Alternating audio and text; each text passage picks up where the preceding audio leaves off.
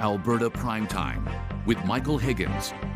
Welcome to Alberta Primetime. Ahead tonight, our politics panel on confusion over AHS food policy. But first, campaign focus. We are going to be very deliberate in terms of the measures we take to fight for Canada. With Trump tariff threats looming over the election, the three key federal leaders continue to keep U.S. trade troubles front and center in their policy pitches. And to get a sense for how federal campaigns are translating here in our province, we're taking a look at the riding of Edmonton-Centre. And joining us to kick off conversation over the coming days, Liberal candidate Eleanor Olszewski. Eleanor, welcome to Alberta Primetime. Good to have you with us. Good to be here. Thank you very much. Well, and a lot of focus this week on parties dropping candidates, but it was Edmonton-Centre where Liberal candidate and incumbent Randy Boissonnault dropped off the ballot on the day before the election. You were drafted in afterwards. What happened?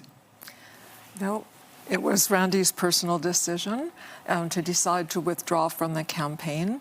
And, I know what my job is, and that's to continue the amazing advocacy and the strong voice that he was for the people of Edmonton-Centre. I mean, you've talked to Randy before. He's a never-ending source of energy.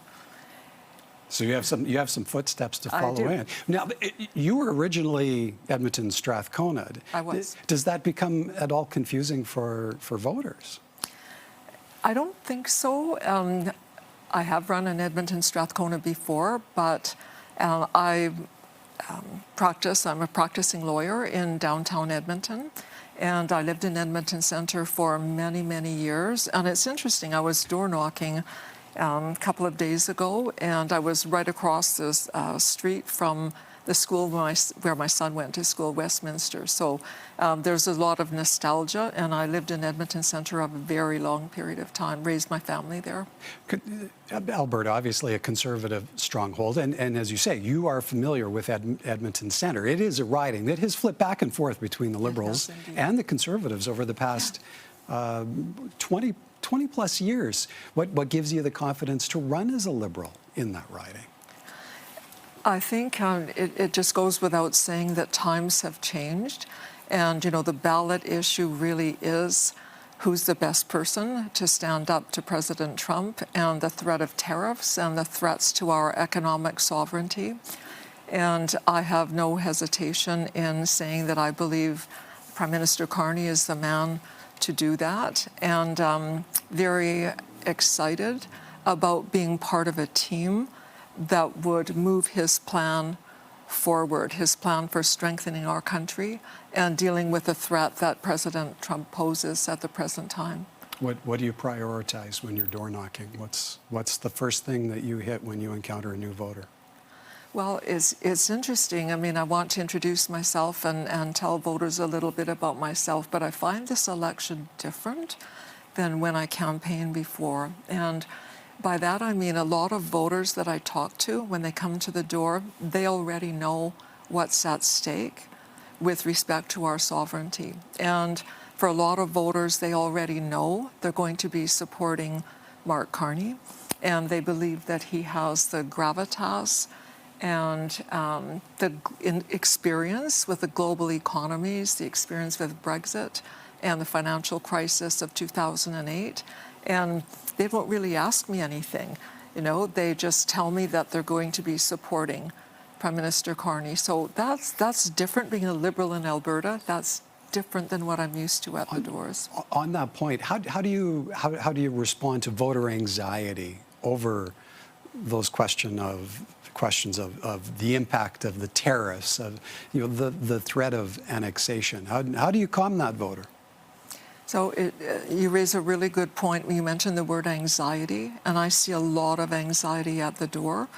And, the counter to that is just to remind people that, if they're watching what Prime Minister Carney has done over the past couple of weeks, they'll see that he started out with a plan to strengthen our country.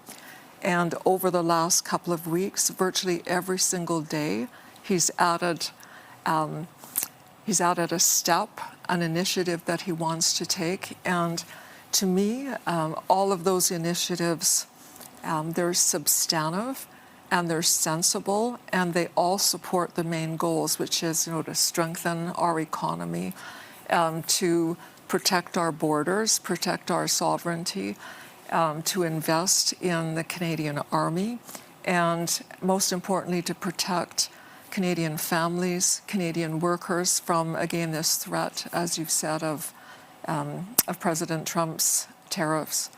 And, certainly the Prime Minister's done a number of things in the last few days to address the issue of affordability as well, because he has made the point that an economy just isn't about numbers on a piece of paper. An economy is something that has to work for the people. And so he's taken a number of steps to make sure that things will be more affordable, not just for Albertans, but for Canadians from coast to coast to coast. And certainly putting an end to the carbon tax was one of them. And then proposing a middle-income tax cut as well, and GST reduction on homes. Maybe to put a finish on the conversation, right, with a reflection on as prospective MP, how would you handle relationships with an Alberta government? I would like to see those relationships improve. I don't think it's unhelpful when the premier of our province and others in her government are antagonistic towards the federal government. So I understand wanting to protect the oil and gas industry. This is a fundamental part of Alberta's economy, and it's going to be so for many years to come. And it's important not just for Albertans, but for other Canadian provinces who are going to be depending on us, and for countries that we're going to ship our oil and gas to as well. So part of what I would like to accomplish is to be a strong voice from Alberta for the oil and gas industry, to work with the province, but to be a constructive voice as opposed to a confrontational negative voice. All right. We'll have to leave it there. Appreciate your coming in. Thank you very much. Thank you kindly. We've extended invitations to Edmonton-Centre candidates for both the Conservatives and the NDP, and hope to have them on soon as well.